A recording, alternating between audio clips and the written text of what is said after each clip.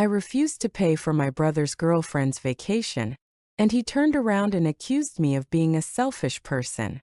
What's even more infuriating is that they used my mother's emergency savings to make up for that so-called romantic trip. When the truth came out, their smiles froze completely. That night, I received a call from my brother. "Since you have money, pay half for her. We really need to relax this time." In the video call, his face was unfocused. His girlfriend was painting her nails, not even looking up. "We really want to go to the beach and sunbathe. We've been under so much pressure lately." Pressure. I sat in the small conference room at the company, a half-eaten, cold sandwich on the table. "I work 6 days a week and haven't gone on vacation," he said. "Didn't you always say you had savings? And you always like to help your family?" I stared at the screen. "She's not family." His smile froze. She looked up at me, frowning, as if she couldn't believe someone would refuse. We agreed. "I'll buy the plane tickets and you can cover my girlfriend's share first. I'll pay you back next month when I get my bonus. You didn't even ask if I wanted to." "I thought you'd agree. You're so responsible." "Being responsible doesn't mean I have to sponsor your relationship." He tapped his pen on the table. "Why are you being so petty? We're not taking advantage of you. You are taking advantage." She laughed. "No, we just thought you were the most stable." I leaned back in my chair and asked coldly, "You decided how to use my money before informing me, right?" They exchanged a glance. He took a deep breath. "Why do you always not support me? Are you jealous that I have a girlfriend?" Click, the sound of me hanging up. Messages popped up on my phone. "You're so selfish. This isn't the first time you've helped me. Why not this time?" I flipped my phone face down on the table. It was so quiet you could hear the air conditioner running in the conference room. Back home, I'd barely put my bag down when the phone rang again. "Why are you being so cruel?" he said before I could answer. "You weren't like this before." "I was stupid before. We really wanted to go on that trip. That's your problem." He was silent for a moment, then suddenly raised his voice. "My girlfriend will feel very awkward. You're not trying to make things better for us." I said calmly, "Awkwardness isn't my responsibility." Hang up. The next day it was someone else on the phone. "He just wants to do something meaningful." The voice on the other end was persuasive. "You're not short of money." "Mom, that's my savings. I'm working towards my goals." "You earn more than them and you're not married. Why keep so much money?" "To avoid becoming someone else's ATM." There was a few seconds of silence on the other end. "Helping him once won't cost you anything. Then you pay." "Where would I get that much money?" "So you think it's unreasonable too?" she gasped. "How dare you talk to me like that?" I hung up. They still went to Mexico. I scrolled through Instagram. Cocktails, beach, sunset, pool. She was wearing a printed bikini, leaning against a parasol, her arm around his. "Grateful for life, red heart." I stared at the heart emoji and smiled. The heart was free, the plane ticket wasn't. 3 days later, the phone rang again. "I only borrowed $1,200, don't overreact." Mom's voice sounded a little weak on the other end. I stopped pouring water. "You gave it to him?" "It was just a temporary loan. He really wanted to take her." "That's your emergency savings." "I don't want him to be sad." "If you give him money, he'll be sad for the rest of his life." "Why are you saying such hurtful things?" "Because the truth is, you're training him to be dependent." Silence.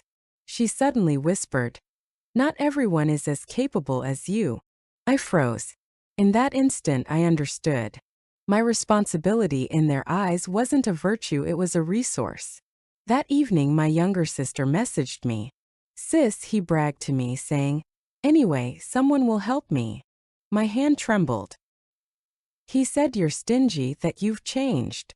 I stared at those words, my heart pounding. "Anyway, someone will help me." It was like an old scene bursting through my memory. When we were little, he shoved my report card into the trash can in my room. I questioned him. "Why did you throw it away?" He was holding his game controller, not even looking up. Mom will tell you to deal with it anyway. I, a 15-year-old, was apologizing to my teacher on the phone, while he laughed in his room. Don't worry, my sister will handle it. That's when I knew. If I don't stand up for myself, no one will. I put down my phone and took a deep breath. This time I won't stand up for myself. I began to execute my plan. Step 1: block. I muted group chat messages, didn't reply to his messages, and didn't answer Mom's calls. Step 2: disappear. I didn't go home over the weekend. I looked at apartments, loans, and my future. A week later, the phone rang. Hey, I maxed out my credit card. Can you pay the rent for this month? I put the phone to my ear, my voice as flat as water. Contact her. She has no money. Then you're responsible. How could you do this? We're family. Family isn't an ATM. He roared. You've changed. I've grown up. He started sending voice messages like crazy. How could you do this? You're just jealous of my happiness. Don't ask me for help again. I laughed. When did it become his turn to help me? One night, Mom suddenly called, her voice clearly trembling with tears. My car broke down on the highway. The repairs will cost $1,800, and I don't have the money. When I rushed over, she was sitting on a plastic chair in the repair shop's aisle. Arms crossed, her eyes filled with helplessness. At that moment, she wasn't a domineering mother, but a frightened old woman. I paid the fare. On the way back, she tilted her head, looking at the streetlights outside the window. You'll still help me, right? Helping you doesn't mean I have to help him. He's still young. Mom, he's 23, not 3. She gripped the seatbelt tightly. He just needs some time. Time doesn't make a person mature. Reality does. She fell silent. I turned to look at her. From now on, your emergency savings can't be given to him anymore. Otherwise, don't come to me next time. Her Adam's apple bobbed. Are you threatening me? No, I'm protecting you. And also protecting myself. Sure enough, reality soon arrived. The landlord warned me that if I don't pay rent, they'll cut off the water and electricity. That's between you and the landlord. Don't you have a heart? You're my sister. Not an ATM. Why are you watching me suffer? Because only suffering will change you. A loud thud came from the other end of the phone. He realized for the first time money wouldn't just fall from the sky anymore. 3 days later, he stood at my apartment door, banging on it. I calmly unlocked the chain and saw his eyes were red, like he had an allergic reaction. What do you want from me? Beg me? Fine, I beg you. His hand clenched into a fist, his knuckles white. Are you really that cold-blooded? I looked at him quietly. Before, you were willing to help because you felt guilty. Now you don't feel guilty anymore, so you think you can kick us aside. I helped before because I loved you. He scoffed. And now I love myself. He froze as if he'd been truly punched. I slowly closed the door. The last words as light as air. I will never be your wallet. The lock clicked shut, his hand fell silent, his voice trembling. Don't close the door. There's no one else. I leaned against the door, saying nothing more. Because this was the first time. He had to face his choice. Life returned to quiet.